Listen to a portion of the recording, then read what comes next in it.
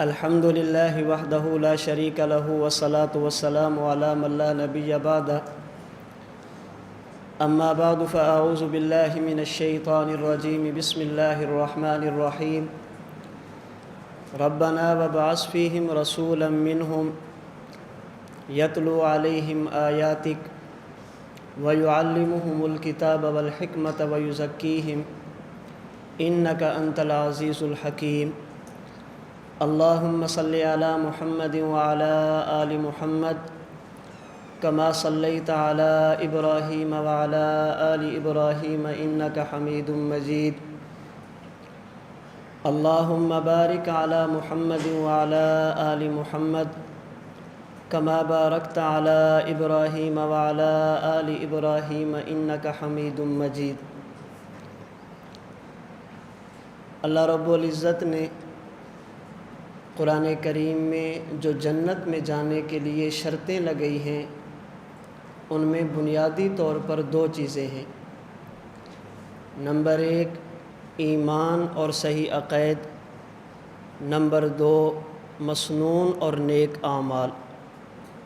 ان الذین آمنوا وعملوا الصالحات کانت لہم جنات الفردوس نزلا۔ جنت میں جانے کے لیے بنیادی طور پر دو چیزوں کا ہونا ضروری ہے۔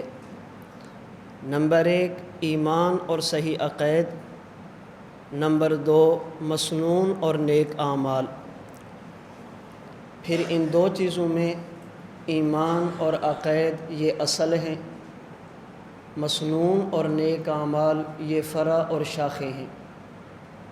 اگر کسی انسان کا عقیدہ ٹھیک نہ ہو، ایمان صحیح نہ ہو، تو اللہ رب العزت کے قانون کے مطابق ایسا بندہ کبھی بھی جنت میں نہیں جا سکتا۔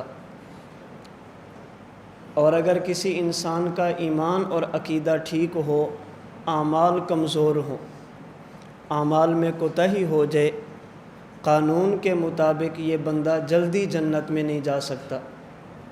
اللہ رب العزت فضل فرمائے، اپنے کسی نیک بندے کی سفارش کو قبول فرما لیں تو الگ بات ہے، وگرنہ قانون یہی ہے کہ اعمال میں کوتاہی کی صورت میں بندہ جلدی جنت میں نہیں جا سکتا۔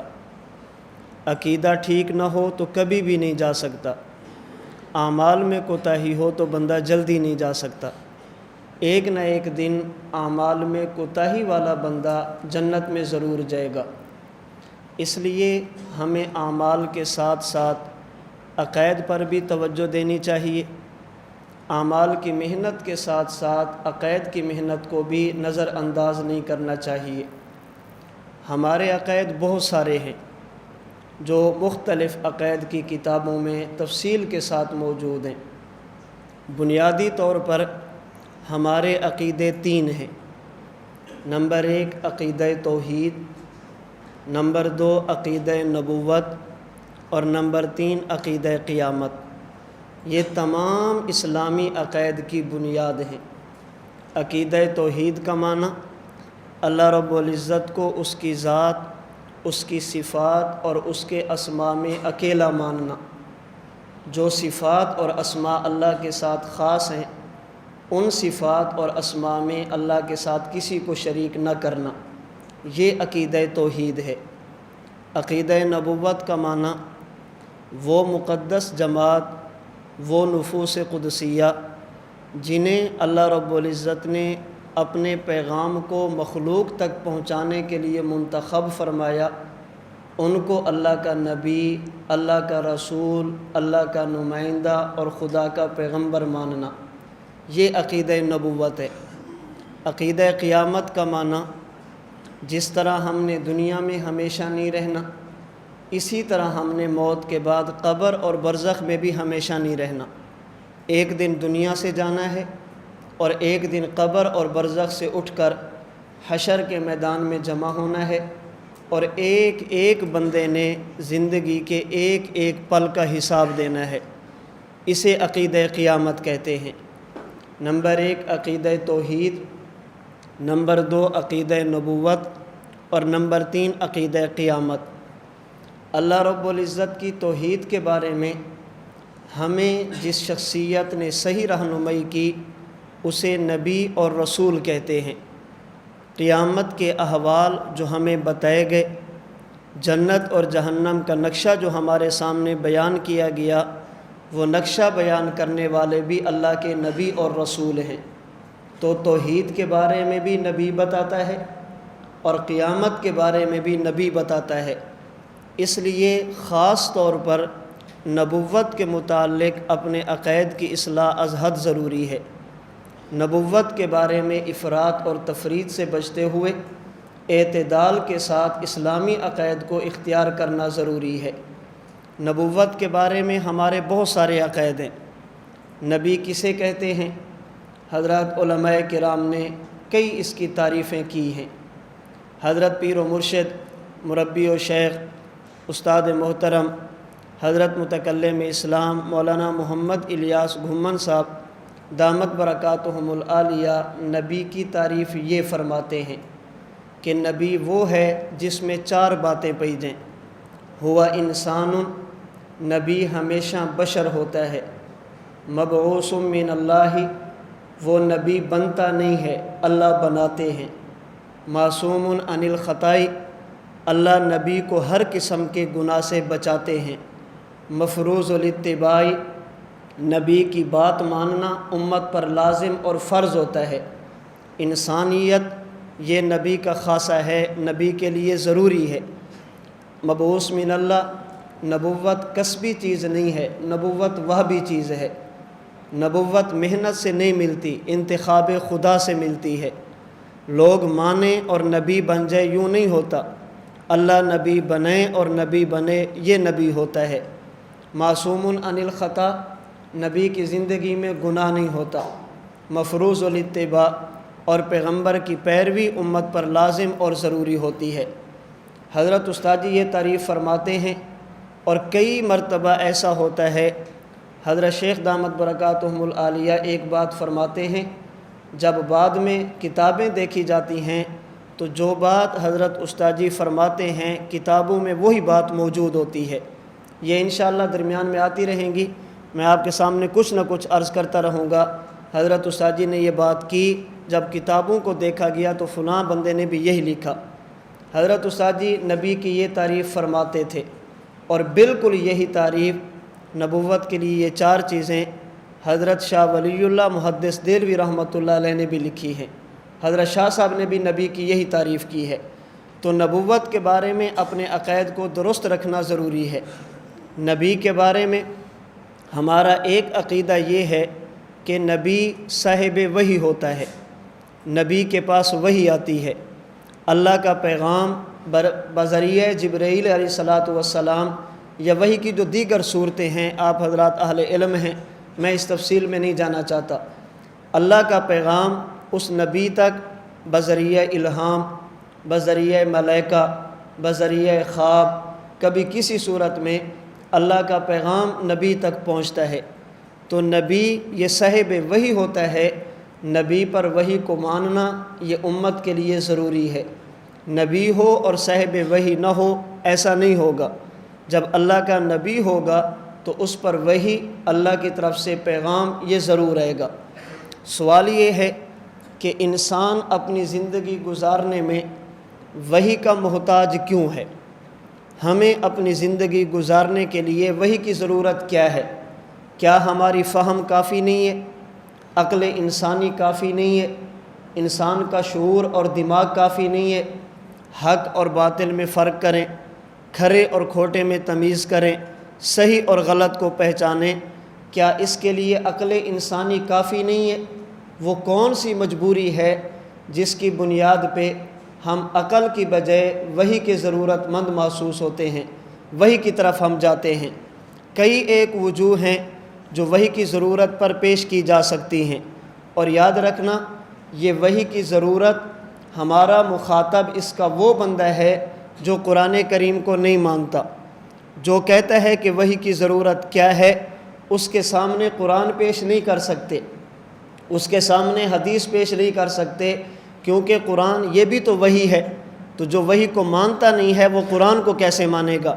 اور یہ اصول مناظرہ کے مسلمات میں سے ہے کہ جب دو بندوں کی کسی مسئلے پر گفتگو ہو تو دلیل میں وہ چیز پیش کی جاتی ہے جو فریقین میں مسلم ہو، یا تو چیز منوائی جاتی ہے اس کے بعد پیش کی جاتی ہے، جب تک فریقین مسلمہ اصول سے نہ ہٹیں گے اس وقت تک بات حل نہیں ہوگی۔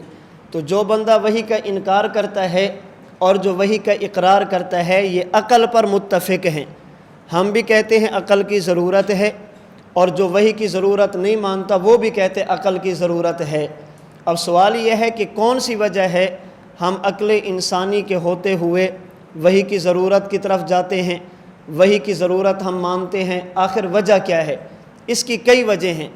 ان میں سے ایک وجہ یہ ہے کہ انسانی عقل یہ صحیح اور غلط، حق اور باطل، کھرے اور کھوٹے میں پہچان کرنے میں معاون، ممد اور مددگار تو ہے، لیکن کافی اور وافی نہیں ہے۔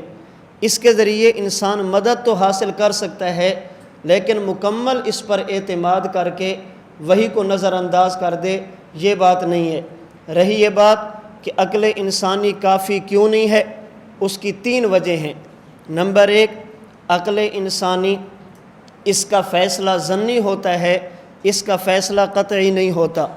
اس کا فیصلہ ظنی ہوتا ہے، اس میں غلطی کا احتمال رہتا ہے۔ عقل کا فیصلہ قطعی اور یقینی نہیں ہوتا۔ نمبر 2، اس کے فیصلے میں وہم ہوتا ہے۔ اور نمبر 3، کبھی عقل انسانی جذبات میں فیصلہ کرتی ہے اور جذبات کی وجہ سے غلط فیصلہ کر بیٹھتی ہے۔ تو عقل اس میں ظن بھی ہے، اس میں وہم بھی ہے، اور جذبات کی وجہ سے غلطی کا احتمال بلکہ غلطی کا یقین بھی ہے۔ اب عقل انسانی چاہتی ہے کہ کوئی ایسا ذریعہ ہونا چاہیے جو ہمیں بتائے یہ سعادت، یہ شقاوت، یہ کامیابی، یہ ناکامی ہے، یہ حق ہے، یہ باطل ہے، اور اس میں ظن بھی نہ ہو، اس میں وہم بھی نہ ہو، اور اس میں جذباتیت کی وجہ سے غلطی کا احتمال بھی نہ ہو۔ عقل میں یہ تینوں باتیں ہیں۔ اب عقل چاہتی ہے ایسا ذریعہ ہونا چاہیے جو ظن سے بھی پاک ہو، وہم سے بھی پاک ہو، اور جذبات کی وجہ سے غلطی کے احتمال سے بھی پاک ہو، اور ایسا ذریعہ صرف ایک ہے جسے وحی الہی کہتے ہیں۔ اس میں ظن بھی نہیں ہوتا، وہم بھی نہیں ہوتا، اور جذبات کی وجہ سے غلطی کا احتمال بھی نہیں ہوتا۔ دوسری وجہ وحی کی ضرورت کا کہ وحی کی ضرورت کیا ہے؟ اللہ تعالیٰ نے انسان کو 2 چیزوں سے بنایا ہے۔ نمبر 1، نظر آنے والا جسم، اور نمبر 2، نظر نہ آنے والی روح۔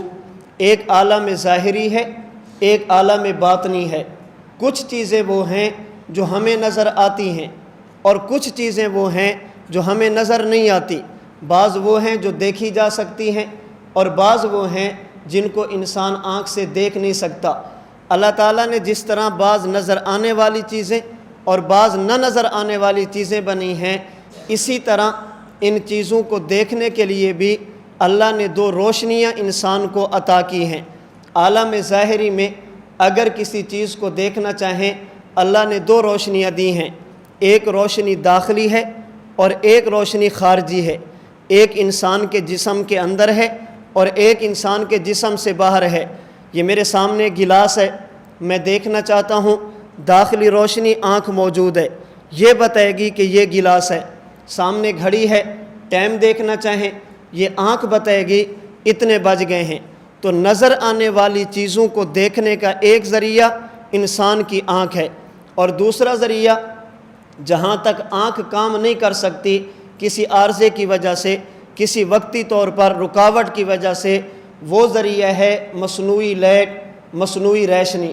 رات کا وقت ہے، آپ کسی چیز کو تلاش کرنا چاہتے ہیں، یہ آنکھ نہیں بتائے گی کہ یہ کیا چیز ہے۔ آپ موبائل کی لائٹ جلائیں گے، وہ لائٹ بتائے گی کہ یہ فلاں چیز ہے۔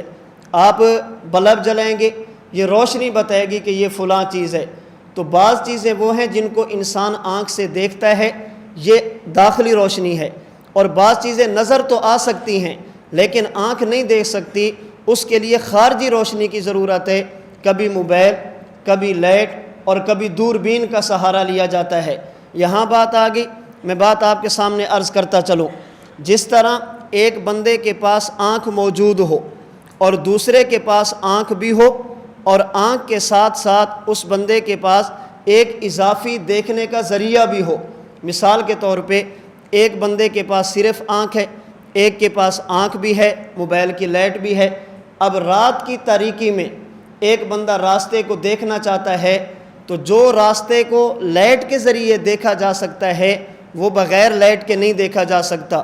ایک شخص ہے وہ نیچے کھڑا ہے، وہ باہر دیکھنا چاہتا ہے، نہیں دیکھ سکتا، درمیان میں دیوار آ گئی، رکاوٹ آ گئی، ایک چھت پہ چڑھ گیا، وہ بتاتا ہے کہ باہر یہ ہے، باہر یہ ہے، باہر یہ ہے۔ اب نیچے کھڑا ہونے والا انسان یہ نہیں کہہ سکتا کہ جس طرح میری دو آنکھیں ہیں تیری بھی تو دو ہیں، اگر مجھے نظر نہیں آتا تو تجھے نظر کیوں آتا ہے؟ ہر بندہ کہے گا کہ عقل سے کام لو، آنکھیں اس کی بھی دو ہیں، آنکھیں تیری بھی دو ہیں، تیرے پاس صرف آنکھ ہے، اس کے پاس بلندی بھی ہے، وہ بلندی پہ کھڑے ہو کر جو چیزیں دیکھ سکتا ہے وہ تو نیچے کھڑے ہو کر نہیں دیکھ سکتا۔ ایک بندہ اوپر کھڑا ہے، آسمان پہ چاند دیکھنا چاہتا ہے، نظر نہیں آتا، ایک بندہ دوربین لگاتا ہے، اس کو چاند نظر آ جاتا ہے۔ اب یہ بغیر دوربین والا کہے کہ مجھے تو نظر نہیں آتا، تجھے کیسے نظر آیا؟ ہر بندہ کہے گا عقل سے کام لو، بعض چیزیں وہ ہیں جو آنکھ سے نظر نہیں آتی، وہ خارجی روشنی دوربین کے ذریعے دیکھی جا سکتی ہیں۔ تو جب اضافی ذریعہ مل جائے، اضافی آلہ مل جائے تو کوئی عقل مند انسان اس بنیاد پہ انکار نہیں کرتا کہ اگر چیز ہے تو مجھے نظر کیوں نہیں آتی۔ اونچی جگہ پہ کھڑے ہوں گے چیزیں زیادہ نظر آئے گی، دوربین لگاؤ گے چیزیں زیادہ نظر آئیں گی، موبائل کی لائٹ جلاؤ گے چیزیں زیادہ نظر آئیں گی۔ تو جب اضافی ذریعہ کسی کے پاس ہو، کوئی عقل مند انسان اس بنیاد پہ انکار نہیں کرتا اگر چیز ہے تو مجھے نظر کیوں نہیں آتی۔ بالکل اسی طرح ایک ہمارے علم کے ذرائع ہیں جنہیں ہم حواس خمسہ کہتے ہیں، ایک نبی کے علم کے ذرائع ہیں، ہمارے علم کے ذرائع محدود ہیں۔ ہم ہاتھ لگائیں گے پتہ چلے گا یہ چیز ہے، آنکھ سے دیکھیں گے پتہ لگے گا یہ چیز ہے، زبان سے چکھیں گے پتہ لگے گا یہ چیز ہے، ناک سے سونگھیں گے پتہ چلے گا یہ چیز ہے، ہاتھ سے پکڑیں گے پتہ چلے گا یہ چیز ہے۔ یہ ہمارے علم کے ذرائع محدود ہیں۔ نبی کے پاس یہ چیزیں بھی ہوتی ہیں اور نبی کے پاس ایک اضافی ذریعہ، ایک اضافی آلہ ہوتا ہے جو پوری امت کے پاس نہیں ہوتا۔ اس اضافی ذریعے اور آلے کا نام ہے وحی الہی۔ جیسے دوربین سے وہ چیزیں دیکھی جا سکتی ہیں جو اس آنکھ سے نہیں دیکھی جا سکتی، اسی طرح وحی کے ذریعے وہ چیزیں معلوم کی جا سکتی ہیں جو ہاتھ سے معلوم نہیں ہوتی، آنکھ سے معلوم نہیں ہوتی، کان سے معلوم نہیں ہوتی، دیکھنے سے معلوم نہیں ہوتی، چکھنے اور سونگھنے سے معلوم نہیں ہوتی۔ جس طرح ایک بندے کے پاس دوربین ہو، دنیا کا کوئی عقل مند انسان اس بنیاد پہ انکار نہیں کرتا اگر چیز ہے تو مجھے نظر کیوں نہیں آتی، ہم کہیں گے اس کے پاس اضافی ذریعہ ہے۔ اسی طرح دنیا کا کوئی عقل مند انسان وحی کا اس بنیاد پہ انکار نہیں کر سکتا اگر چیز ہے تو مجھے نظر کیوں نہیں آتی، ہم کہیں گے ہماری آنکھ یہ محدود دیکھتی ہے، ہمارا ہاتھ اس کا علم بالکل محدود ہے، نبی کے پاس ایک اضافی ذریعہ ہے جسے وحی الہی کہتے ہیں۔ تو عالم وہ عالم ظاہری جو چیزیں آنکھ سے دیکھی جا سکتی ہیں ہم ان کو بھی مانتے ہیں، اضافی ذریعہ مل جائے ہم ان کو بھی مانتے ہیں۔ بالکل اسی طرح وہ چیزیں جو آنکھ سے نظر نہیں آتی ان میں تمیز کرنے کے لیے، صحیح اور غلط کی پہچان کے لیے بھی اللہ نے انسان کو دو روشنیاں دی ہیں، ایک داخلی ایک خارجی۔ داخلی روشنی کا نام عقل انسانی ہے اور خارجی روشنی کا نام وحی الہی ہے۔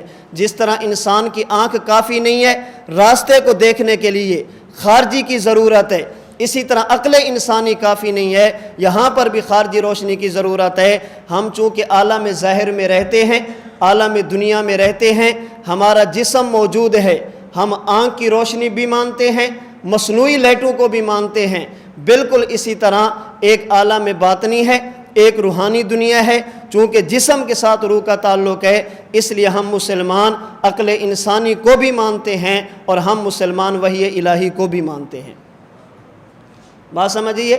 تو جس طرح نظر آنے والی چیزوں کو دیکھنے کے لیے دو روشنیاں ہیں، داخلی جسے آنکھ کہتے ہیں، خارجی جسے لائٹ دوربین کہتے ہیں، اسی طرح نظر نہ آنے والی چیزوں کے لیے بھی اللہ نے دو روشنی کو انتظام کیا، داخلی جسے عقل کہتے ہیں اور خارجی جسے وحی الہی کہتے ہیں۔ اب ہر عقل چاہتی ہے کہ جس طرح ظاہری طور پر بعض چیزیں آنکھ سے نظر نہیں آتی، اضافی لائٹوں کی ضرورت ہے، اب عقل چاہتی ہے کہ ہر چیز عقل سے بھی معلوم نہیں ہوتی، وہاں پر بھی اضافی ذریعے کی ضرورت ہے۔ یہاں پر اضافی ذریعہ لائٹ اور دوربین کہلاتی ہے، اور وہاں پر اضافی ذریعہ وحی الہی کہلاتی ہے۔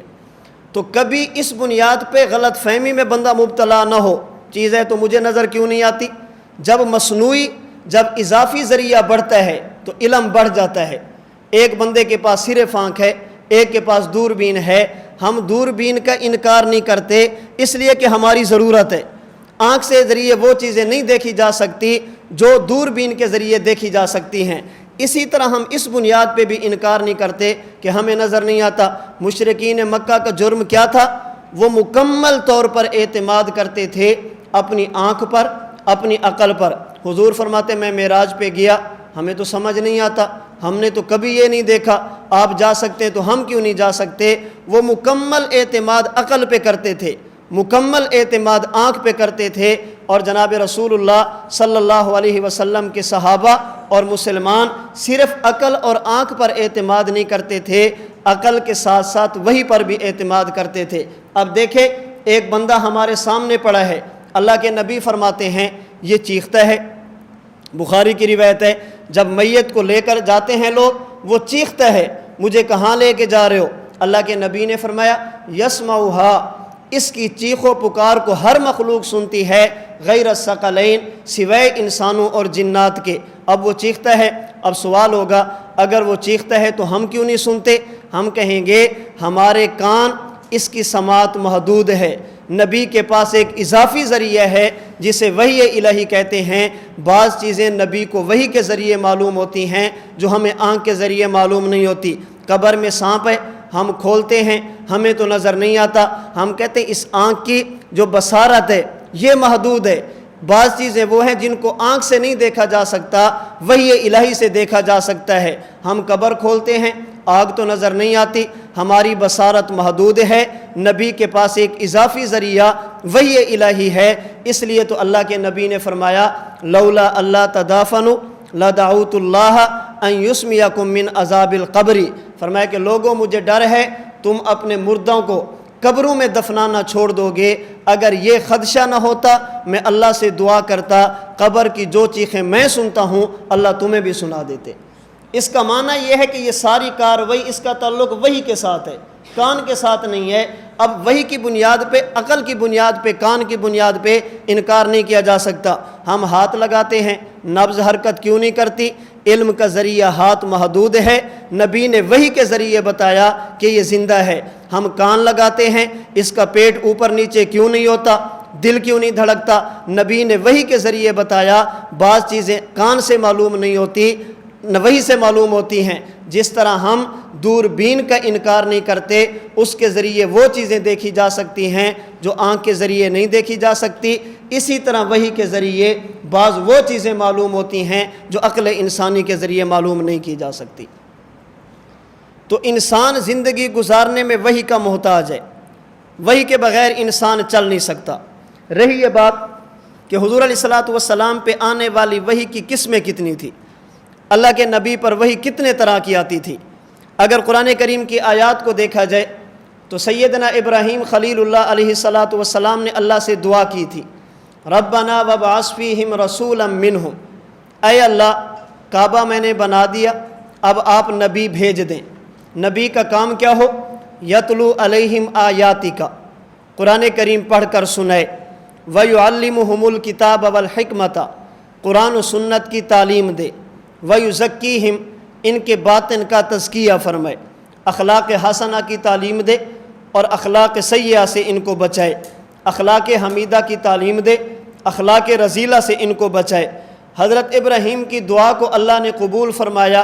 قبولیت میں بھی یہی چار چیزیں، لقد من اللہ علی المؤمنین اذ بعث فیہم رسولا من انفسہم یتلو علیہم آیاتی ویزکیہم ویعلمہم الکتاب والحکمہ۔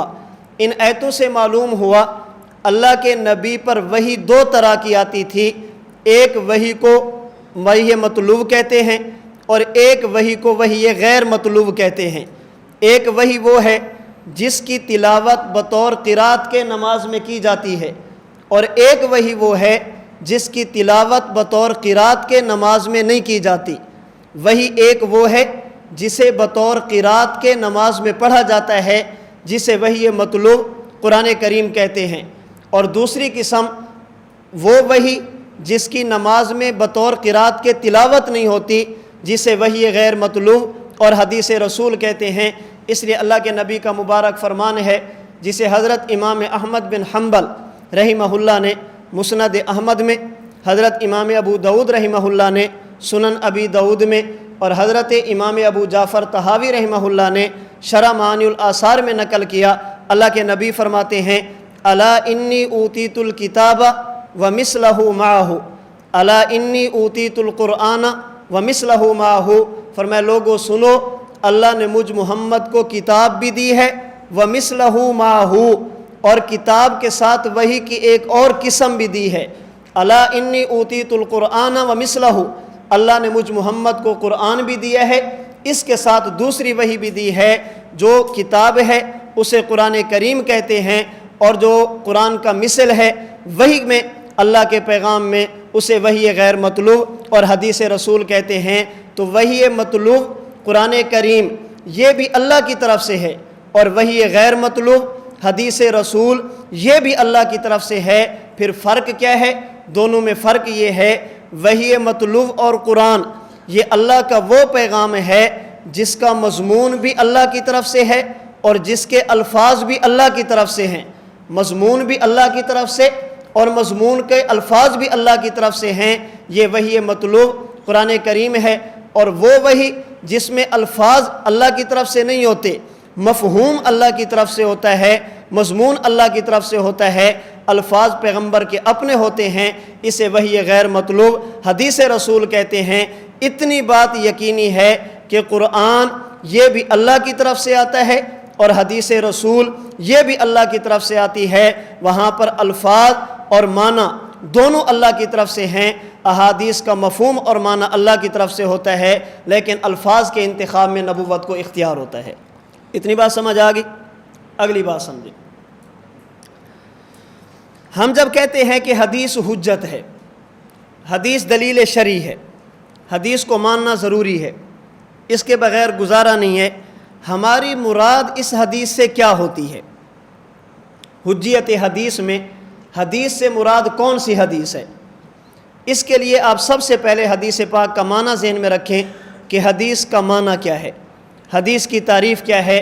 ایک ہے حدیث کا لغوی معنی اور ایک ہے حدیث کا اصطلاحی معنی۔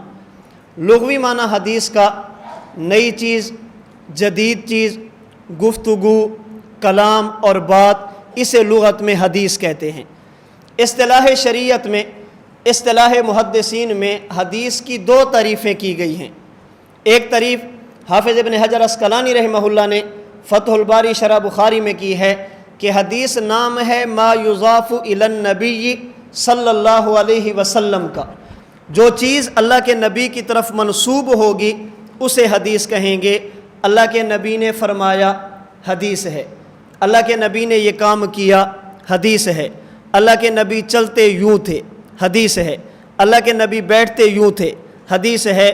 اللہ کے نبی کے سامنے میں نے یہ کام کیا اور حضور خاموش ہو گئے، یہ حدیث ہے۔ تو ما یضاف الی النبی صلی اللہ علیہ وسلم کا نام حدیث ہے۔ قول، فعل، تقریر اور وصف، جس میں اللہ کے نبی کا قول ہو، پیغمبر کا فعل ہو، پیغمبر کی تقریر ہو اور پیغمبر کے اوصاف ہوں، اسے حدیث کہتے ہیں بقول حافظ ابن حجر عسقلانی رحمہ اللہ کے۔ جبکہ شارح مشکات حضرت علامہ طیبی رحمہ اللہ فرماتے ہیں کہ حدیث کے مفہوم میں اور اصطلاحی تعریف میں وسعت ہے۔ حدیث کسے کہتے ہیں؟ فرماتے ہیں جناب نبی کریم صلی اللہ علیہ وسلم، صحابہ کرام رضی اللہ عنہم اجمعین اور تابعین اعظام رحمہم اللہ، ان کے اقوال، افعال اور تقاریر کا نام حدیث ہے۔ جیسے پیغمبر کا قول حدیث، ایسے صحابی اور تابعی کا قول بھی حدیث۔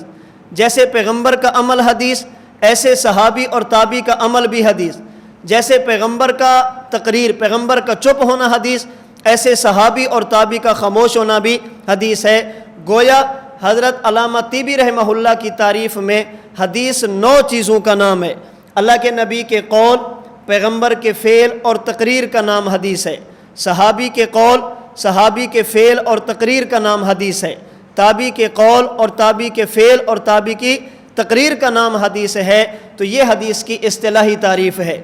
ابھی جس پر ہم گفتگو کریں گے اس میں صحابہ کے اقوال، افعال اور تقاریر پہ بات نہیں کریں گے، تابعین کے اقوال، افعال اور تقاریر پہ بات نہیں کریں گے۔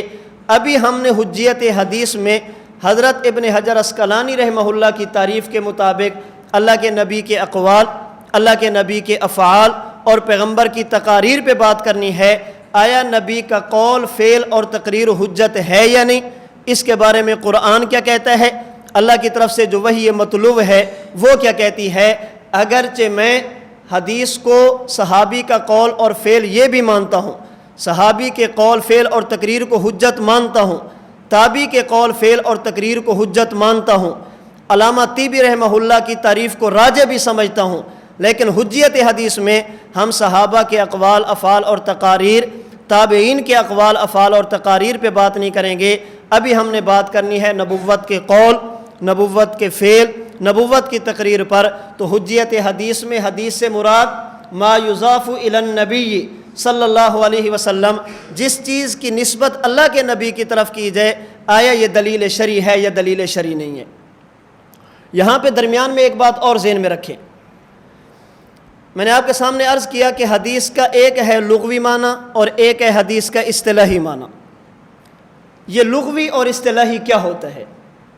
یہ تو ہم درسگاہ میں کہہ دیتے ہیں کہ یہ ہے اس لفظ کا لغوی معنی اور یہ ہے اس لفظ کا اصطلاحی معنی۔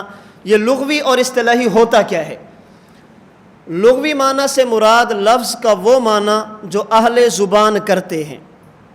جب ہم کہتے ہیں نا کہ یہ لفظ ہے، اس کا ایک لغوی معنی ہے، لغوی معنی سے مراد لفظ کا وہ معنی جو اہل زبان کرتے ہیں، اور اصطلاحی معنی سے مراد لفظ کا وہ معنی جو اہل زبان، اہل فن، اہل علاقہ یا اہل عرف متعین کرتے ہیں۔ لغوی معنی لفظ کا وہ معنی جو اہل زبان کرتے ہیں۔ ایک لفظ ہے گلاس، اردو زبان کا، اردو والے اس کا معنی کیا کرتے ہیں؟ اسے لغوی معنی کہیں گے، اور اردو والے اس کا معنی متعین کون سا کرتے ہیں؟ اس تعیین معنی کا نام اصطلاح ہے۔ ایک لفظ عربی زبان کا ہے صلاۃ، عربی والے اس کا معنی کیا کرتے ہیں؟ یہ لغوی ہوگا، اور عرب والے اس کا معنی متعین کون سا کرتے ہیں؟ یہ اصطلاحی ہوگا۔ تو لفظ کا وہ معنی جو اہل زبان کریں یہ لغوی ہے، اور لفظ کا وہ معنی جو اہل زبان، اہل علاقہ، اہل فن یا اہل عرف متعین کر دیں، اس تعیین معنی کا نام اصطلاحی معنی، تعیین معنی کا نام شرعی معنی ہے۔ اس حوالے سے ایک بات اور سمجھیں، کبھی ایک لفظ ہوتا ہے، اس کا ایک ہوتا ہے لغوی معنی، ایک ہوتا ہے اصطلاحی معنی، ایک ہوتا ہے معنی زبان والے کرتے ہیں، ایک ہوتا ہے کہ معنی لوگ متعین کرتے ہیں۔ جب کسی لفظ کا اصطلاحی معنی متعین ہو جائے تو کبھی اس کے لغوی معنی کی وجہ سے دھوکے میں مبتلا مت ہونا۔ جب اصطلاحی معنی متعین ہو جائے تو محض لغت کی وجہ سے غلط فہمی میں مبتلا نہ ہونا۔ ایک لفظ ہے قرآن، لغت والے معنی اس کے کیا کرتے ہیں؟ اگر مقروبن سے ہو، اس کا معنی پڑھی ہوئی کتاب، جس کو پڑھا جائے۔ لغوی اعتبار سے آپ قرآن کریم پڑھیں یہ بھی قرآن ہے، بخاری شریف پڑھیں یہ بھی قرآن ہے، فضائل اعمال پڑھیں یہ بھی قرآن ہے۔ کیوں؟ لغت میں قرآن کہتے ہیں اس چیز کو جس کو پڑھا جائے۔ تو لغوی اعتبار سے ہر وہ چیز جس کو پڑھا جائے گا کیا کہیں گے؟ قرآن کہیں گے۔ لیکن جب اصطلاحی معنی متعین ہو گیا کہ قرآن کسے کہتے ہیں؟ وہ کتاب المنزل علی الرسول جو نبی پر اتاری جائے، المکتوب فی المصاحف صحیفے کے اندر لکھا جائے، المنقول عنہ نقلا متواترا بلا شبہۃ تواتر کے ساتھ بغیر شبہ کے ہم تک پہنچا ہو۔ جب اصطلاحی معنی متعین ہو گیا، اب بخاری کو بھی قرآن نہیں کہہ سکتے، فضائل اعمال کو بھی قرآن نہیں کہہ سکتے۔ اب قرآن ایک ہی چیز کا نام ہے، کلام الہی کا۔ لغوی اعتبار سے ہر پڑھی ہوئی چیز کو قرآن کہیں گے، لیکن جب اصطلاحی معنی متعین ہو گیا، اب ہر پڑھی ہوئی چیز کو قرآن نہیں کہہ سکتے۔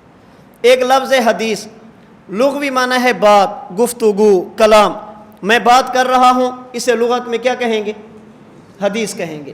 لیکن جب فن والوں نے معنی متعین کر دیا کہ حدیث ہر بات کو نہیں کہتے، ہر نئی چیز کو نہیں کہتے، ہر گفتگو کو نہیں کہتے، حدیث کہتے ما یضاف الی النبی صلی اللہ علیہ وسلم کو، اب ہر بندے کی بات کو حدیث، لغوی اعتبار سے ہر بندے کی بات کو حدیث کہیں گے۔ ایک مرتبہ مناظرہ تھا قادیانیوں سے اہل بدعت کا، اہل بدعت کی مسجد میں تھا۔ اللہ کا کرنا مناظرے کے عین وقت پہ وہ مناظر کسی مجبوری کی وجہ سے نہیں آ سکے، تو اہل بدعت حضرت علامہ خالد محمود صاحب دامت برکاتہم العالیہ کے پاس گئے، حضرت آپ تشریف لے آئیں، آپ مناظرہ کریں۔ حضرت نے کتاب اٹھائی، مرزا قادیانی کی تریاق القلوب، چھوٹی ایک دو کتابیں اٹھائی اور تشریف لے گئے۔ مناظرہ شروع ہوا تو حضرت علامہ صاحب دامت برکاتہم العالیہ نے مرزا قادیانی کے کردار پر اس کی اپنی کتاب پیش کی۔ آگے سے مرزائی مناظر کھڑا ہوا، اس نے کہا کہ علامہ صاحب لگتا ہے آپ نے شرطیں نہیں پڑھی، لگتا ہے آپ نے شرطیں نہیں پڑھی۔ اگر علامہ صاحب فرماتے ہیں کہ میں نے نہیں پڑھی، میدان مناظرہ میں اس چیز کا اعتراف یہ انسان کی پہلی شکست ہوتی ہے۔ کسی چیز کا اعتراف کر لینا، وہاں پہ یہ نہیں چلتا تواضع، عاجزی، انکساری، دوستوں بزرگوں، وہاں پہ یہ نہیں ہوتا۔ جب میدان مناظرہ ہوتے تو پھر اسی ترتیب کے ساتھ بندے کو چلنا پڑتا ہے۔ تو علامہ صاحب فرماتے ہیں کہ اگر میں یہ کہتا ہوں کہ شرطیں نہیں پڑھی، یہ تو میدان مناظرہ میں نہیں ہو سکتا، اور اگر میں کہتا ہوں کہ میں نے پڑھی ہیں تو یہ جھوٹ ہوگا، پڑھی تو میں نے نہیں ہے، واقعی نہیں پڑھی تھی۔ علامہ صاحب فرمانے لگے کہ مناظر صاحب میں نے کون سی شرط کی مخالفت کی ہے، میں نے کس شرط کی مخالفت کی، ذرا شرط بتائیں۔ اس نے کہا فلاں نمبر شرط ہے کہ مناظرے میں یا قرآن پیش کیا جائے گا یا حدیث پیش کی جائے گی، آپ نے تریاق القلوب پیش کی ہے تو آپ کی شکست ہوگی، آپ نے قرآن حدیث سے ہٹ کر بات کی ہے۔ علامہ صاحب فرمانے لگے مرزا کون ہے؟ انہوں نے کہا جی نبی۔ تو فرمایا کہ نبی کی بات کیا ہوتی ہے؟ نبی کی بات کیا ہوتی ہے؟ تو میں نے تو شرط کی مخالفت نہیں کی۔ اگر یہ حدیث نہیں ہے تو مانو مرزا نبی نہیں ہے، اور اگر یہ حدیث ہے تو پھر مانو ہم نے شرط کی مخالفت نہیں کی، میں نے تو شرط کی بات کی ہے، شرط سے ہٹ کر بات نہیں کی۔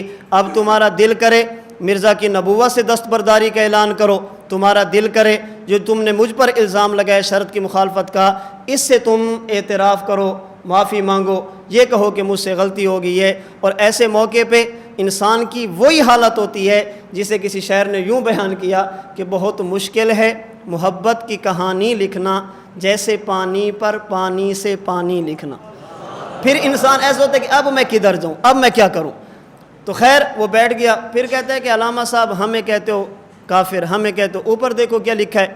آخر وہ بھی تو مناظر تھا نا، اوپر کیا لکھا ہے؟ علامہ صاحب نے کہا کیا لکھا ہے؟ انہوں نے کہا اوپر لکھا ہے یا اللہ یا محمد، ہمیں کہتے ہو کافر، یہ دیکھو یا محمد، یہاں سے حضور کو حاضر ناظر سمجھتے ہیں۔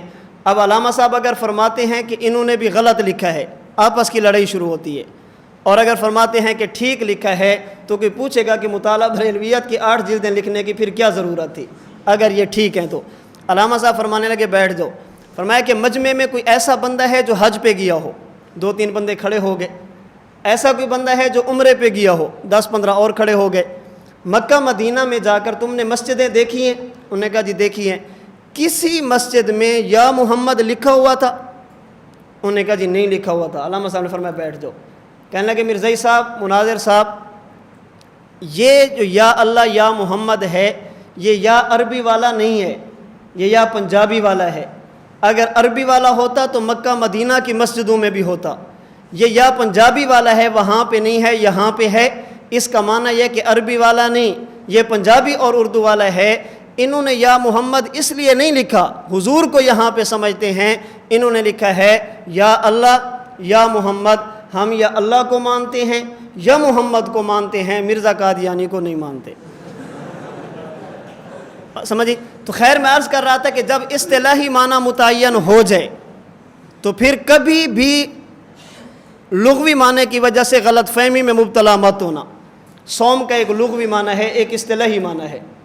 الامساک، کوئی بندہ جاتے جاتے تھوڑی دیر کے لیے رک جائے، لغت میں صائم بن گیا، لیکن اصطلاح شریعت میں یہ صائم نہیں ہے، کیونکہ اصطلاح شریعت میں معنی متعین ہو چکا ہے۔ طلوع صبح صادق سے لے کر غروب آفتاب تک کھانے پینے اور جماع سے رکنے کا نام صوم ہے۔ جب اصطلاحی معنی متعین ہو گیا، اب دلیل میں لغت پیش ہے۔ صلاۃ کا ایک لغوی معنی ہے تحریک الالیتین، اب اس ہر چلنے کو پھرنے کو حرکت کو صلاۃ نہیں کہیں گے، کیوں؟ صلاۃ کا معنی متعین ہو چکا ہے کہ مخصوص اوقات میں مخصوص ارکان کو مخصوص طریقے کے مطابق ادا کرنا، یہ صلاۃ ہے۔ تو میں عرض کر رہا تھا کہ جب لفظ کا لغوی معنی بھی ہو، اصطلاحی معنی بھی ہو، اس پہ مزید انشاءاللہ تھوڑی سی بات میں مسئلہ تقلید میں کروں گا کہ جب ایک لفظ کا لغوی اور اصطلاحی معنی ہوتا ہے، جب معنی اصطلاحی متعین ہو جائے تو کبھی بھی اس غلط فہمی میں نہ رہنا کہ اس لفظ کا لغوی معنی یہ ہے۔ تقلید قلادہ سے ہے، قلادہ کا معنی ہے التی فی العنق، جو چیز گردن میں ڈالی جائے۔ یہ گردن میں تو قلادہ جانور کے ہوتا ہے، انسان کے تو نہیں ہوتا۔ ہم کوئی جانور ہیں تقلید کر کے پٹے گلے میں ڈالیں؟ ہم انسان ہیں، اس لیے ہم تقلید نہیں کرتے۔ ہم پوچھتے ہیں تقلید کا یہ معنی جعل القلادۃ التی فی العنق، تقلید کا یہ معنی لغوی ہے یہ اصطلاحی ہے؟ اگر لغوی ہے، لغوی معنی کو بنیاد بنا کر دلیل پیش نہیں کی جاتی۔ جب اصطلاحی معنی متعین ہو چکا ہے، التقلید اتباع الانسان غیرہ فیما یقول او یفعل معتقدا للحقیت من غیر نظر الی الدلیل، با دلیل بات کو بلا مطالبہ دلیل اس اعتماد پہ مان لینا کہ میرا امام بغیر دلیل کے بات نہیں کرتا، یہ ہے تقلید کا اصطلاحی معنی۔ اور جب معنی اصطلاحی متعین ہو جائے تو دلیل میں اصطلاح پیش کی جاتی ہے، لغت پیش ہے۔ اس حوالے سے ایک بات اور سمجھے، ایک ہوتا ہے لفظ کا لغوی معنی، ایک ہوتا ہے اصطلاحی معنی۔ لغوی معنی سے مراد لفظ کا وہ معنی جو اہل زبان کریں، اصطلاحی معنی سے مراد وہ معنی جو اہل زبان، اہل علاقہ، اہل فن یا اہل عرف متعین کر دیں۔ جب ایک لفظ ایک فن میں استعمال ہو اور وہی لفظ دوسرے فن میں استعمال ہو تو ایک فن کا لفظ دوسرے فن والوں کے خلاف استعمال نہیں ہو سکتا۔ ایک ہی لفظ ہو، ایک فن میں استعمال ہو، وہی لفظ ہو دوسرے فن میں استعمال ہو، تو ایک فن کا لفظ دوسرے فن کے خلاف استعمال، ایک لفظ ہوگا ایک زبان کا، اس کا معنی الگ ہوگا، وہی لفظ دوسری زبان میں استعمال ہوگا، اس کا معنی الگ ہوگا۔ ایک زبان کا لفظ دوسری زبان والوں کے خلاف استعمال، دوسری زبان والوں کے خلاف پیش نہیں کر سکتے۔ ایک ہی لفظ ہوگا، ایک عرف والے معنی اور کریں گے، دوسرے عرف والے معنی اسی لفظ کا اور کریں گے۔ ایک عرف کا لفظ دوسرے عرف والوں کے خلاف پیش ہے۔ ایک ہی لفظ ہوگا ایک علاقے میں استعمال ہوگا، وہی لفظ دوسرے علاقے میں استعمال ہوگا تو معنی اور ہوگا۔ ایک علاقے کا لفظ دوسرے علاقے والوں کے خلاف استعمال۔ حدیث پاک میں ہے حضور علیہ الصلوۃ والسلام جب دنیا سے جانے لگے، اللہ کے نبی نے بطور پیشین گوئی کے فرمایا ازواج مطہرات سے، اسرعکن بی لحاقا اطولکن یدن، میرے جانے کے بعد میری بیویوں میں سب سے پہلے اس کا انتقال ہوگا جس کے ہاتھ لمبے ہوں گے۔ اطول یدن عربی زبان کا محاورہ ہے، عربی زبان کا عرف ہے، اہل عرب نے اس کا معنی متعین کیا ہوا ہے۔ حضور علیہ الصلوۃ والسلام دنیا سے چلے گئے، ازواج مطہرات نے ہاتھوں کی پیمائش شروع کی۔ ہاتھ کس کے لمبے ہیں؟ سب سے زیادہ لمبے ہاتھ تھے سیدہ سودا رضی اللہ تعالی عنہا کے، اور ازواج مطہرات میں سب سے پہلے جس بیوی کا انتقال ہوا وہ تھی سیدہ زینب۔ اب حضور فرماتے انتقال اس کا پہلے ہوگا جس کے ہاتھ لمبے۔ پیغمبر کی پیشین گوئی کے مطابق انتقال ہونا چاہیے تھا سیدہ سودا کا، جبکہ انتقال پہلے ہوا سیدہ زینب کا۔ اب صحابہ میں تشویش ہوئی، نبوت کی پیشین گوئی کا مطلب کیا ہے؟ جب صحابہ نے تدبر غور و فکر کیا تو جو مجتہدین صحابہ تھے انہوں نے سمجھایا اللہ کے نبی نے لغت کی بات نہیں کی، اللہ کے نبی نے عرف کی بات کی ہے۔ عربی زبان میں جو بندہ بہت زیادہ خرچ کرتا ہو، سخاوت کا ماسٹر ہو، بہت زیادہ سخاوت کرتا ہو، خود بھی چائے پیتا ہو دوسروں کو بھی پلاتا ہو، لوگوں پر خرچ کرتا ہو جو بہت زیادہ سخی ہو. عربی کہتے ہیں فلان اطول یدن، فلاں بندے کے ہاتھ بہت لمبے ہیں. جب اس چیز کو دیکھا گیا تو ازواج مطہرات میں سب سے زیادہ سخاوت کرنے والی سیدہ زینب تھی. تو اطول یدن عربی زبان کا کیا ہے؟ عرف ہے، محاورہ ہے. جب تک اس کے عرف اور محاورے کو نہیں دیکھیں گے بات سمجھ نہیں آئے گی. عربی زبان کا ایک محاورہ ہے اصغر عضواً، آپ کی فقہ کی کتابوں میں بھی چلتا ہے. امام کسے بنانا چاہیے، امام کس کو بنائے؟ امامت کے اندر ترتیب چلتی ہے عالم، اقرا، فلاں فلاں فلاں فلاں فلاں، چلتے چلتے ان میں آتا ہے ثم اصغرہم عضواً. پھر امام اس کو بنائے جس کے اعضاء چھوٹے ہوں. اب جو لوگ فقہ کے منکر ہیں، فقہ کے دشمن ہیں، دن رات فقہ پہ اعتراض کرنا ہے، انہوں نے عضواً کا لفظ دیکھا اور سر کے بالوں سے لے کر پاؤں کے ناخن تک ایک ہی جگہ پہ نظر ٹکی. انہوں نے کہا یہ کیسی فقہ ہے جس کے اندر یہ شرط بیان کی گئی ہے؟ اب امام رکھنے سے پہلے ہم اعضاء چیک کریں گے بھی کون کیسا ہے. ہم کہتے ہیں کہ اگر تم عرف کو سمجھ لیتے، علاقوں کو سمجھ لیتے، کبھی اشکال نہ کرتے. جیسے کوئی بندہ بہت زیادہ سخی ہو، عربی کہتے ہیں اطول یدن، اسی طرح اگر کوئی بندہ بہت زیادہ پاک دامن ہو، اپنے اعضاء کو سوچ سمجھ کر استعمال کرتا ہو، اپنے اعضاء کی حفاظت کرتے ہو. اہل عرب کہتے ہیں فلان اصغر عضواً، فلاں بندے کے اعضاء بہت چھوٹے ہیں. یہ آنکھ وہاں استعمال کرتا ہے جہاں اللہ چاہتے ہیں، کان وہاں استعمال کرتا ہے جہاں اللہ چاہتے ہیں، شرمگاہ وہاں استعمال کرتا ہے جہاں اللہ چاہتے ہیں. جیسے اطول یدن کا لغوی معنی نہیں، محاوراتی اور عرفی معنی ہے، ہم وہاں پہ غلط فہمی میں مبتلا نہیں ہوتے. اصغر عضواً یہ بھی محاوراتی اور عرفی معنی ہے. اس کا مطلب یہ ہے امام وہ بنو جو پاک دامن ہو، امام وہ نہ بنو جو پاک دامنی کا خیال نہ کرے. تو اصغر عضواً عربی زبان کا محاورہ ہے. اور جب ایک زبان کا محاورہ ایک علاقے کے لوگ متعین کر دیں تو اس لفظ کو لے کر دوسرے علاقے والوں کے خلاف پیش نہیں کیا جا سکتا. ایک لفظ ہمارے ہاں چلتا ہے کلمہ. اب علم القراءت والوں سے پوچھیں، حفظ والوں سے پوچھیں کلمہ کسے کہتے ہیں، وہ کہیں گے لا الہ الا اللہ محمد الرسول اللہ. آپ نحو والوں سے پوچھیں کلمہ کسے کہتے ہیں، وہ کہیں گے لفظ وضع لمعنی مفردن مفردن مفردن، یہ کلمہ ہے. اب علم القراءت کے مطابق بسم اللہ الرحمن الرحیم کو بھی کلمہ نہیں کہہ سکتے، کیونکہ انہوں نے کلمہ کا معنی متعین کر دیا لا الہ الا اللہ محمد الرسول اللہ. علم القراءت کے مطابق آپ درود پاک کو بھی کلمہ نہیں کہہ سکتے، جبکہ علم و نحو کے مطابق لفظ گدھا آپ اس کو بھی کلمہ کہہ سکتے ہیں. کیوں؟ اس لیے کہ نحو والوں کی تعریف کے مطابق یہ کلمہ بنتا ہے. وہاں پر کلمہ بسم اللہ بھی نہیں بنتا، یہاں پر کلمہ گدھا بھی بن جاتا ہے. اب کوئی بندہ کہ نعوذ باللہ استغفر اللہ، کلمہ کی توہین ہو گئی ہے. ابن حاجب نے یا فلاں نے نحویوں نے لکھا ہے کہ کلمہ کی مثال جیسے گدھا، یہ تو کلمہ کی توہین ہے. ہم کہیں گے کلمہ کی توہین نہیں ہے، آپ اپنی عقل کا علاج کریں. اس لیے کہ کافیہ، ہدایت النحو، شرح جامی یہ علم تجوید کی کتابیں نہیں ہیں، علم النحو کی کتابیں ہیں. جب ایک معنی ایک فن والے کریں تو اس لفظ کو اٹھا کر دوسرے فن والوں کے خلاف استعمال نہیں کیا جا سکتا. ایک لفظ استعمال ہوتا ہے مشکل کشا. علم الکلام میں اس کا معنی ہوتا ہے ما فوق الاسباب، مدد کرنے والا. جو چیزیں انسان کے اختیار میں نہیں ہیں، انسان کے بس میں نہیں ہیں، ان میں اگر کوئی بندہ کسی اور سے مدد طلب کرے تو یہ توحید کے خلاف ہے. ما فوق الاسباب، ما فوق الاسباب چیزوں میں اللہ کے علاوہ کسی اور سے مدد طلب کرنا یہ کیا ہے؟ توحید کے خلاف ہے. اگر یہ ذہن میں رکھیں گے تو کبھی الجھن میں مبتلا نہیں ہوں گے کہ اگر گولی قبض کشا ہو سکتی ہے تو ولی مشکل کشا کیوں نہیں. آپ شاگرد کو کہتے ہیں مجھے جوتا اٹھا کر دیکھ دو، یہ شرک نہیں ہے. ہم نبی سے کہیں اولاد دے دو تو یہ شرک کیوں ہے. آپ شاگرد سے کہیں کہ پانی پلا دو، یہ غلط نہیں ہے، یہ ایمان ہے، یہ توحید ہے. ہم کسی مزار پہ جا کر کہیں کہ مجھے رزق دے دو تو یہ شرک کیسے ہے. ہم کہتے ہیں مشکل کشا کا معنی ما فوق الاسباب، کسی سے مدد مانگنا. وہ چیزیں جو انسان کے اختیار میں نہیں ہیں، اللہ کے اختیار میں ہیں، اس میں اگر کسی غیر سے کہیں گے یہ کام کر دو یہ شرک ہوگا. علم الکلام کے مطابق علم العقائد میں مشکل کشا کا معنی ما فوق الاسباب، مدد کرنا.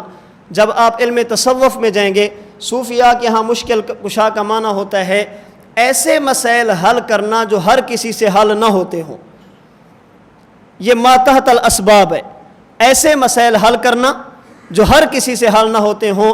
اب ایک بندہ کہے اگر فلاں علی مشکل کشا تو آپ کہتے ہیں غلط، رسول مشکل کشا تو آپ کہتے ہیں غلط۔ حاجی امداد اللہ مہاجر مکی بھی تو فرماتے ہیں اللہ میری مشکلیں حل کر دے علی مشکل کشا کے واسطے۔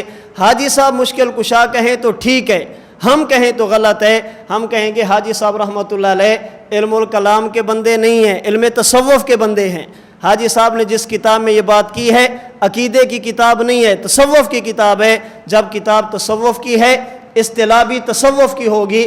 اصطلاح تصوف میں مشکل کشا کا معنی ما فوق الاسباب مدد کرنا نہیں ہے، علم الکلام میں ما فوق الاسباب مدد کرنے کا نام ہے، علم تصوف میں ما تحت الاسباب، ایسے مسائل جو ہر کسی سے حل نہ ہوتے ہوں کوئی حل کر دے اسے مشکل کشا کہتے ہیں۔ اس لیے اگر کوئی بندہ علم الکلام میں علی مشکل کشا رسول مشکل کشا کہے گا ہم قبول نہیں کریں گے، اگر حاجی صاحب رحمۃ اللہ علیہ علم تصوف میں علی مشکل کشا کہیں گے تو ہم قبول کر لیں گے۔ کیوں؟ وہ تصوف کی بات ہو رہی ہے وہ، اور تم جو کہتے ہو نا علی مشکل کشا، یہ ما فوق الاسباب ہوتے ما تحت الاسباب نہیں ہوتا۔ تبھی تو کہتے ہو نا کہ آدم کا کہیں نام نہ تھا جب سے علی ہے، اس نام کی تسبیح تو فرشتوں نے پڑھی ہے، استاد ہے جبریل کا خالق کا ولی ہے، یہ دفتر کونین کا فرد ازلی ہے۔ خالق نے یہ جس وقت جہاں خلق کیا تھا اس وقت یہ مشورہ حیدر سے لیا تھا، جو خدا کو بھی مشورے دے یہ ما فوق الاسباب ہوتے ہیں، ما تحت الاسباب نہیں ہوتے۔ تم ید اللہ بے گماں ہو یا علی، بلکہ خالق کی زباں ہو یا علی۔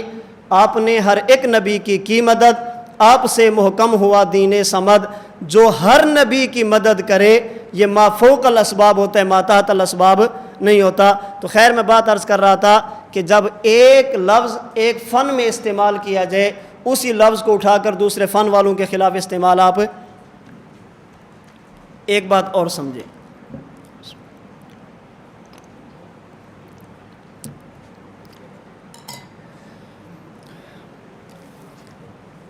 شریعت اسلامی میں حدیث کی اہمیت کیا ہے؟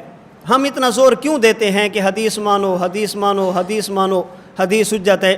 اتنا زور دینے کی ضرورت کیا ہے؟ اللہ تعالیٰ کے ہاں جو چیز سب سے زیادہ قیمتی ہے، جس کی اللہ کے ہاں سب سے زیادہ قیمت ہے، وہ ہے ایمان اور ہدایت۔ اللہ کے ہاں سب سے قیمتی چیز کا نام کیا ہے؟ ایمان اور ہدایت۔ اس لیے اللہ تعالیٰ نے موت کے بعد جنت اور جہنم اس کے ابدی ہونے کا فیصلہ ایمان کے ہونے اور نہ ہونے پر فرمانا ہے۔ ابدی جنت اسے ملے گی جس کے پاس ایمان ہوگا، اور ابدی جہنم اسے ملے گی جس کے پاس ایمان۔ تو موت کے بعد ابدی جنت اور ابدی جہنم کا فیصلہ ایمان کی بنیاد پہ کرنا اس بات کی واضح دلیل ہے کہ اللہ کے ہاں سب سے قیمتی چیز کیا ہے؟ ایمان اور ہدایت ہے۔ سوال یہ ہے کہ جب یہ چیز سب سے زیادہ قیمتی ہے ہمیں ملے گی کیسے؟ ایمان ہمیں کیسے نصیب ہوگا؟ مفتی اعظم پاکستان حضرت مولانا مفتی محمد شفیع عثمانی رحمہ اللہ نے تفسیر معارف القرآن کی پہلی جلد میں حصول ایمان کے 2 طریقے لکھے ہیں۔ اگر کوئی بندہ یہ چاہتا ہے کہ مجھے ایمان ملے، روز اول سے لے کر آج تک اور قیامت تک حصول ایمان کے طریقے 2 ہیں۔ نمبر 1 کتاب اللہ، نمبر 2 رجال اللہ۔ نمبر 1 اللہ کی کتاب، اور نمبر 2 اللہ کی طرف سے بھیجے گئے بندے یا اللہ کی طرف سے دی گئی نعمت کے طور پر افراد اور رجال۔ انسان کو ایمان کبھی ملتا ہے کتاب کی وجہ سے اور کبھی ملتا ہے افراد کی وجہ سے۔ رجال کتنے ہیں اور آسمانی کتابیں صحیفے کتنے ہیں؟ صحیح ابن حبان کی ایک لمبی اور تفصیلی روایت کے مطابق انبیاء کرام علیہم الصلاۃ والسلام کی تعداد ہے 1,24,000 کم و بیش، اور صحیح ابن حبان کی اسی روایت کے مطابق آسمان سے اترنے والی کتابیں اور صحیفوں کی تعداد ہے 104۔ اللہ کی طرف سے نبیوں کی تعداد 1,24,000، آسمانی کتابوں اور صحیفوں کی تعداد 104 صحیح ابن حبان کی روایت کے مطابق، جسے حضرت شیخ مولانا زکریہ رحمہ اللہ نے بھی فضائل قرآن میں نقل فرمایا ہے۔ اصل صحیح ابن حبان کی لمبی اور تفصیلی روایت ہے۔ اب ایمان ملے گا یا اللہ کے بھیجے ہوئے بندے کے ذریعے، یا ایمان ملے گا اللہ کی بھیجی ہوئی کتاب کے ذریعے؟ نبیوں کی تعداد ہے 1,24,000 اور کتابوں اور صحیفوں کی تعداد ہے 104۔ ایمان انہی دو کے اندر منحصر ہے۔ آگے اس امت میں رجال زیادہ ہیں۔ پہلے صرف نبی ہوتا تھا، یہاں پر صحابہ بھی ہیں، مجتہدین بھی ہیں، علماء بھی ہیں، یہاں پر رجال کا دائرہ تھوڑا وسیع ہے۔ اتنی بات یقینی ہے کہ ایمان ملے گا یا کتاب کے ذریعے یا ایمان ملے گا رجال کے ذریعے۔ رجال کی پہلی صف انبیاء، ان کی تعداد 1,24,000، کتابوں اور صحیفوں کی تعداد حضرت آدم سے لے کر رسول اللہ صلی اللہ علیہ وسلم تک اللہ نے جتنی کتابیں اور صحیفے اتارے ہیں، کوئی ایک کتاب اور ایک صحیفہ بھی اللہ نے بغیر نبی کے نازل نہیں کیا۔ ایک کتاب اور ایک صحیفہ بھی اللہ نے بغیر نبی کے نازل نہیں کیا۔ اگر 50 صحیفے اتارے ہیں تو نبی 7 بھیجے حضرت شیس، 30 صحیفے اتارے ہیں نبی 7 بھیجے حضرت ادریس، 10 صحیفے اتارے ہیں نبی 7 بھیجے حضرت ابراہیم، 10 صحیفے اتارے ہیں نبی 7 بھیجے حضرت موسیٰ۔ اگر زبور اتاری ہے نبی 7 ہیں حضرت داؤد۔ اگر تورات اتاری نبی 7 ہیں حضرت موسیٰ۔ اگر انجیل اتاری نبی 7 ہیں حضرت عیسیٰ۔ اگر قرآن اتارا نبی 7 ہیں محمد مصطفیٰ صلی اللہ علیہ وسلم۔ 104 کتب اور صحائف میں ایک کتاب اور صحیفہ بھی اللہ نے بغیر نبی کے نہیں بھیجا، جبکہ انبیاء کرام علیہم الصلاۃ میں 4 وہ ہیں جن کو صحیفے دیے گئے اور 4 وہ ہیں جن کو کتابیں دی گئی ہیں۔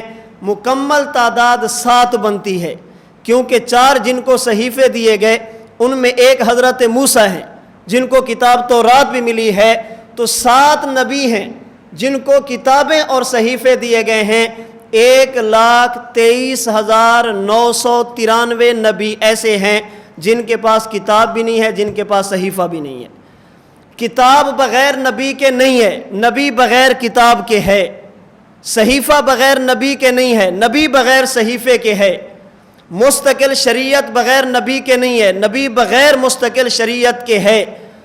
اب اللہ کے ہاں حدیث کی اتنی زیادہ اہمیت ہے، اللہ کتاب کو بغیر نبی کے نہیں بھیجتے، نبی کو بغیر کتاب کے بھیجتے ہیں، صحیفے کو بغیر رسول کے نہیں بھیجتے، رسول کو بغیر صحیفے کے بھیجتے ہیں۔ رسول آتا کیوں ہے؟ لوگوں کو ایمان کی طرف لانے کے لیے۔ جب نبی کہے گا لوگوں کلمہ پڑھو، یہ کتاب بھی نہیں ہے، صحیفہ بھی نہیں ہے۔ جب نبی کہے گا یہ بات مانو، یہ ما یضاف الی النبی، نبی کی طرف منسوب ہو گیا، اسے حدیث کہتے ہیں۔ اس کا معنی یہ ہے اللہ کے ہاں کتاب بھی اہم ہے، حدیث بھی اہم ہے۔ کتاب کی بھی قیمت ہے، حدیث کی بھی قیمت ہے۔ اللہ نے کتاب بغیر حدیث والے نبی کے نہیں بھیجی، جبکہ حدیث والا نبی اللہ نے بغیر کتاب کے بھیجا ہے۔ کتاب بغیر نبی کے نہیں ہے، کتاب بغیر نبی کے نہیں ہے۔ یہاں پہ درمیان میں ایک بات اور بھی عرض کر دوں، اللہ نے کتابیں بغیر نبیوں کے نہیں بھیجی۔ کتاب آتی ہے ایمان کی دعوت دینے کے لیے، نبی کو بغیر کتاب کے بھیجا۔ نبی آتا ہے ایمان کی دعوت دینے کے لیے۔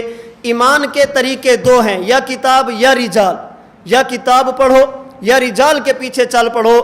اللہ نے کوئی ایک کتاب بھی بغیر نبی کے نہ بھیج کر اور افراد کو بغیر کتابوں کے بھیج کر اشارہ فرما دیا تمہیں ایمان، تمہیں اسلام، تمہیں ہدایت، تمہیں شریعت کتاب سے بھی ملے گی، افراد سے بھی ملے گی، لیکن جتنا جلدی تمہیں ہدایت افراد سے ملے گی اتنا جلدی تمہیں ہدایت کتاب سے نہیں مل سکتی۔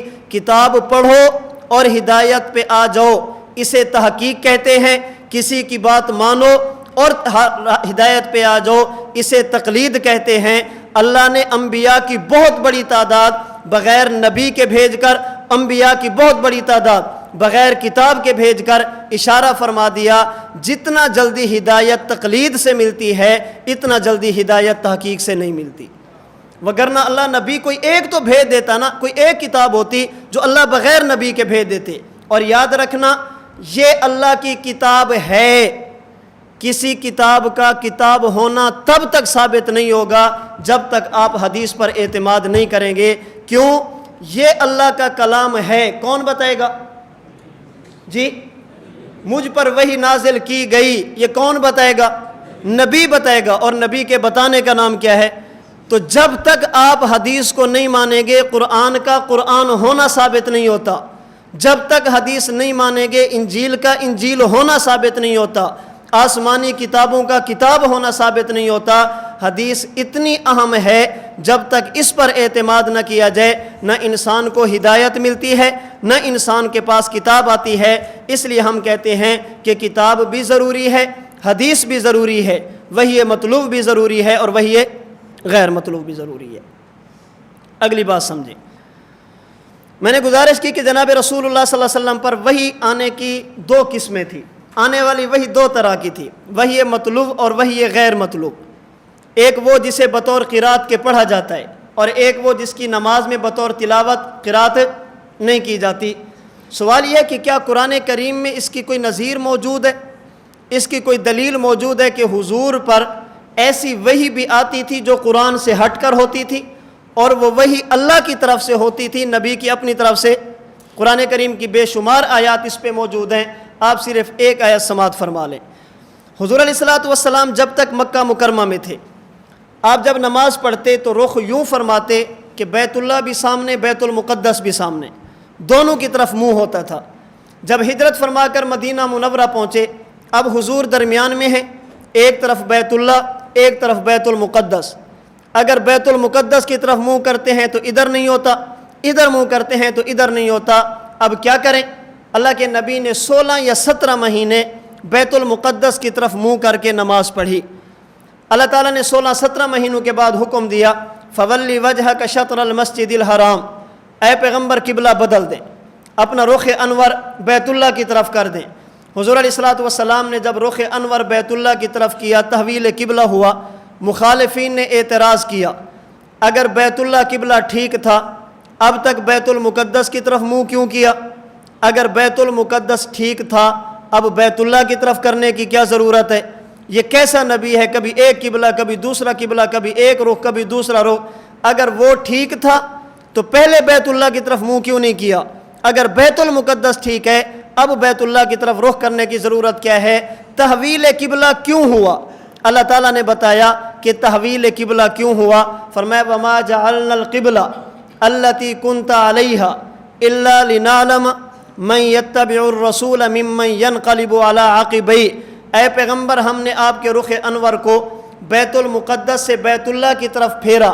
ہم نے بیت المقدس کو اس لیے قبلہ بنایا تھا تاکہ لوگوں پر واضح ہو جائے سچا کون ہے، جھوٹا کون ہے، اپنا کون ہے، بیگانہ کون ہے، کھرا کون ہے، کھوٹا کون ہے، مومن کون ہے، منافق کون ہے، ایمان کا دعوے دار کون ہے، حقیقی مومن کون ہے۔ لنعلم، ہم دنیا کو دکھانا چاہتے تھے، من یتبع الرسول ممن ینقلب علی عقبیہ، ہم دنیا پر واضح کرنا چاہتے تھے کون ہے جو رسول کی پیروی کرتا ہے، کون ہے جو الٹے پاؤں پھر جاتا ہے۔ اللہ فرماتے ہیں اے پیغمبر، ہم نے بیت المقدس کو قبلہ اس لیے بنایا تھا تاکہ اپنے اور بیگانے کی، کھرے اور کھوٹے کی پہچان ہو۔ یہ وما جعلنا کی نسبت اللہ اپنی طرف کر کے بتا رہے ہیں کہ بیت المقدس کو قبلہ ہم نے بنایا تھا، اس کے طرف منہ کرنے کا حکم ہم نے آپ کو دیا تھا۔ سوال یہ ہے الحمد کی الف سے لے کر والناس کی سین تک قرآن کی وہ کون سی آیت ہے جس میں یہ بات موجود ہے اے پیغمبر اپنا چہرہ انور بیت المقدس کی طرف پھیر دیں؟ پورے قرآن میں جو ہمارے پاس ہے، جس کے 30 پارے ہیں، ہمارے پاس موجود ہے، کسی غیب کے پاس موجود نہیں۔ ان 30 پاروں میں ایک آیت بھی ایسی نہیں جس میں یہ مضمون ہو کہ چہرہ بیت المقدس کی طرف کریں۔ اللہ فرماتے ہیں ہم نے بنایا، ہم نے بنایا، ہم نے مقرر کیا تھا تاکہ پتہ چلے اپنا کون بیگانہ کون ہے۔ جب قرآن میں اس طرح کی آیت نہیں ہے، اللہ نسبت اپنی طرف کرتے ہیں، اس کا معنی یہ ہے بیت المقدس کی طرف منہ کر کے نماز پڑھنا یہ ایک ایسی وحی کی وجہ سے تھا جو تھی تو اللہ کی طرف سے لیکن قرآن کے علاوہ تھی تو اللہ کی طرف سے کتاب کے علاوہ تھی۔ وہ وحی کون سی ہے جسے وحی مطلوب نہیں، وحی غیر مطلوب حدیث رسول کہتے ہیں اللہ نے وما جعلنا فرما کر اشارہ کر دیا، صراحت فرما دی کہ نبی پر وحی آتی ہے، کبھی وحی مطلوب قرآن کی صورت میں، کبھی وحی غیر مطلوب حدیث کی صورت میں۔ اس لیے اللہ کے نبی نے فرمایا الا انی اوتیت الکتاب ومثلہ معہ، الا انی اوتیت القرآن ومثلہ معہ، لوگوں جیسے مجھ پر وحی کتاب کی صورت میں آتی ہے، کتاب سے ہٹ کر بھی آتی ہے، جیسے وہی قرآن کی صورت میں آتی ہے ویسے وہی قرآن سے ہٹ کر بھی آتی ہے، کتاب کی صورت میں ہے وہی مطلوب قرآن کہتے ہیں، اگر کتاب سے ہٹ کر ہے وہی غیر مطلوب حدیث رسول کہتے ہیں۔ وما جعلنا نے بتایا اگر وہی مطلوب قرآن ہو یہ بھی اللہ کی طرف سے ہوتی ہے، وہی غیر مطلوب حدیث ہو یہ بھی اللہ کی طرف سے ہوتی ہے، دونوں وہی ہوتی اللہ کی طرف سے ہیں۔ تو اللہ تعالیٰ نے وحی مطلوب کے ساتھ ساتھ وحی غیر مطلوب کا بھی ذکر کیا۔ اب سوال یہ ہے کہ جب اتنے صراحتاً دلیل موجود ہیں، قرآن کریم کی آیات بھی ہیں، اس کی تفاسیر بھی ہیں، عقل انسانی بھی ہے، تو پھر لوگ حدیث کو حجت کیوں نہیں مانتے؟ حدیث کو حجت کیوں نہیں مانتے؟ کون سی آخر ان کے پاس وجہ ہے؟ کیا محض ان کی خواہشات ہیں، محض شہوات ہیں، یا کچھ غلط فہمیاں ہیں؟ جو لوگ حدیث کو حجت نہیں مانتے وہ بطور دلیل کے کئی قسم کے شبہات پیش کرتے ہیں، ان کے ہاں دلیلیں ہوتی ہیں، ہم ان کو شبہات کا نام دیتے ہیں۔ اس پہ انشاءاللہ میں قدر تفصیل سے بات کروں گا کہ ان کے شبہات کون کون سے ہیں۔ کبھی حدیث کا انکار کیا جاتا ہے قرآن کریم کی بعض آیات کا سہارا لے کر بھی یہ ایتیں دلیل ہیں کہ حدیث حجت۔ کبھی کہتے ہیں کہ احادیث یہ 200 سال بعد لکھی گئی ہیں، کبھی کہتے ہیں کہ اللہ کے نبی نے حدیث لکھنے سے منع کیا، کبھی کہتے ہیں کہ حدیثیں آپس میں ٹکراتی ہیں، ہم کس کو مانیں کس کو نہ مانیں، کبھی کہتے ہیں احادیث موضوع اور من گھڑت بھی ہیں، ہمیں کیسے پتہ چلے گا کہ یہ ٹھیک ہے یہ موضوع ہے، کبھی کہتے ہیں حدیث مانیں گے لیکن اس وقت جب قرآن کے خلاف نہ ہو، اگر قرآن کے خلاف آئے گی تو حدیث کو چھوڑیں گے قرآن کو لیں گے۔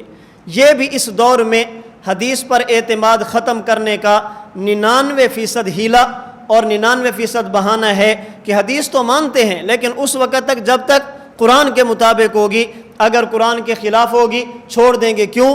اصول فقہ کا ضابطہ ہے ان قابلہ خبر الواحد او القیاس یعمل بالکتاب ویترک ما یقابلہ، اگر قرآن اور حدیث ٹکرا جائیں تو قرآن پر عمل کیا جاتا ہے، حدیث کو چھوڑ دیا جاتا ہے۔ تو ایک شبہ یہ بھی پیش کیا جاتا ہے، کبھی شبہ پیش کیا جاتا ہے کہ حدیث مانیں گے لیکن صحیح مانیں گے، ضعیف کو نہیں مانیں گے۔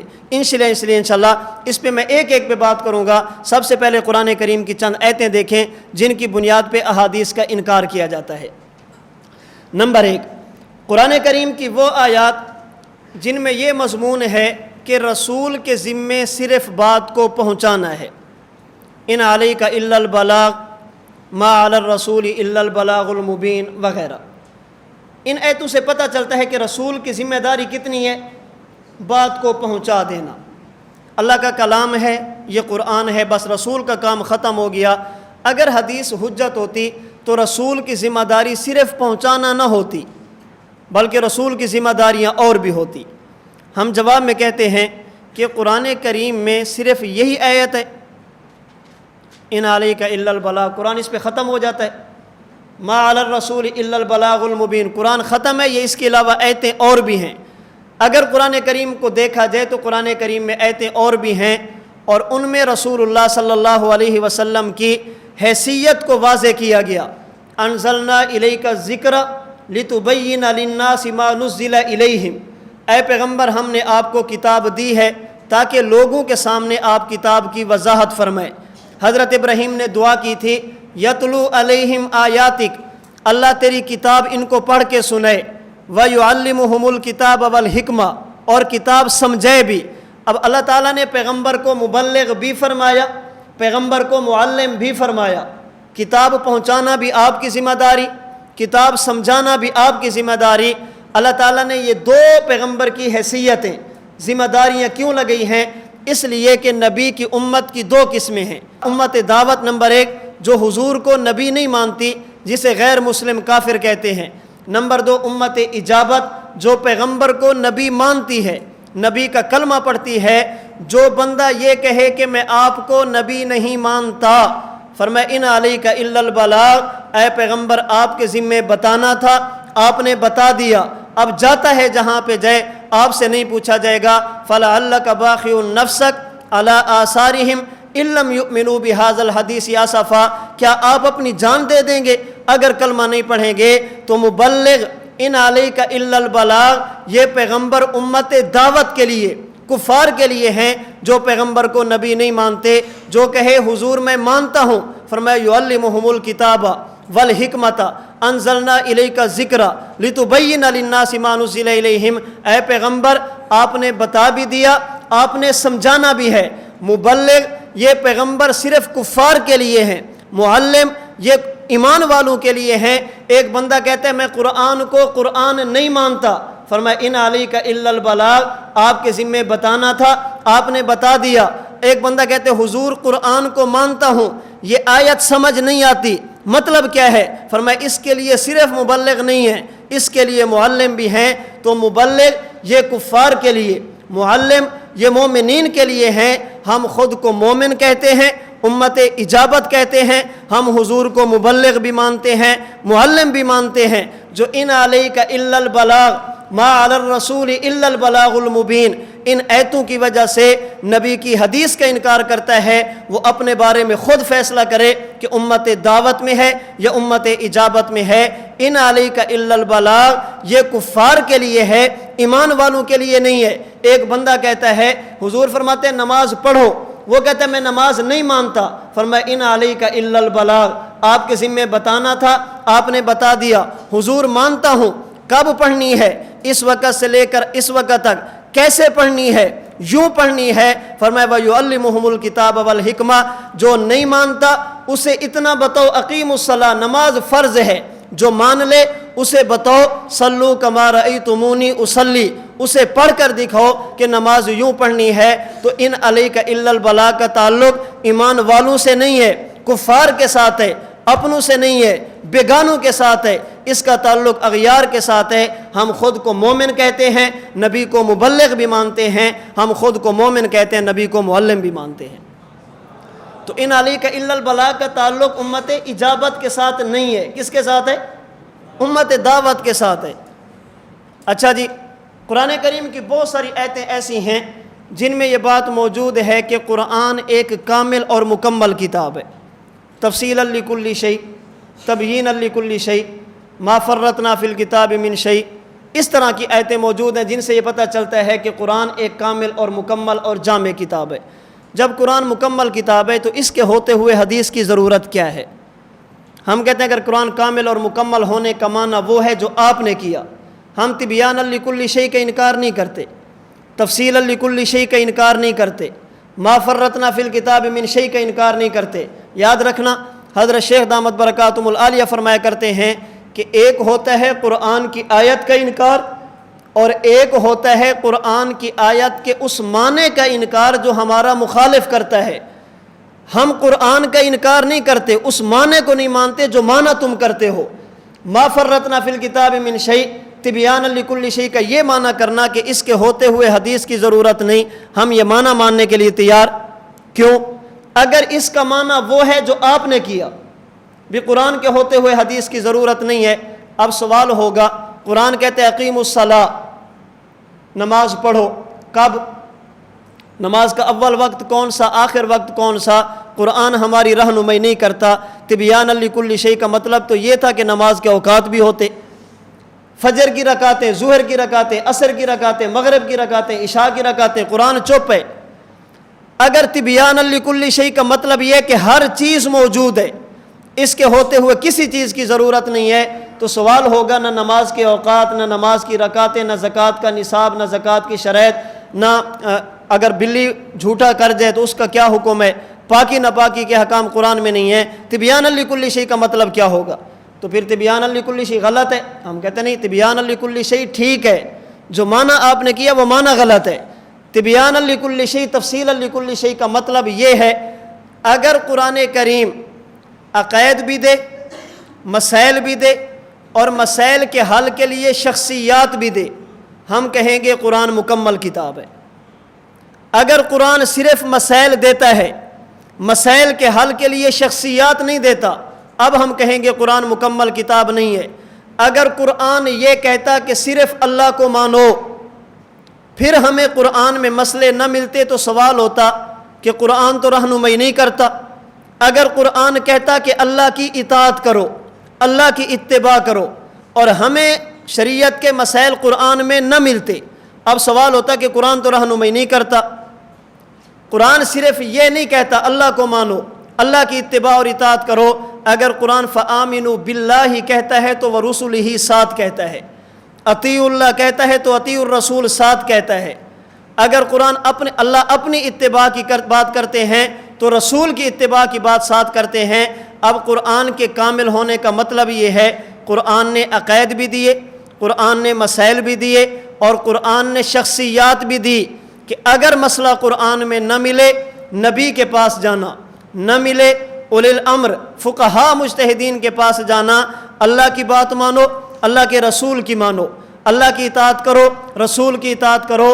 اور میری معلومات کی حد تک پورے قرآن کریم میں ایک مقام بھی ایسا نہیں جس میں اللہ اپنی اطاعت کی بات کریں ساتھ رسول کا تذکرہ نہ ہو۔ اللہ جب بھی کہیں گے میری بات مانو، رسول کی بات ساتھ ہوگی۔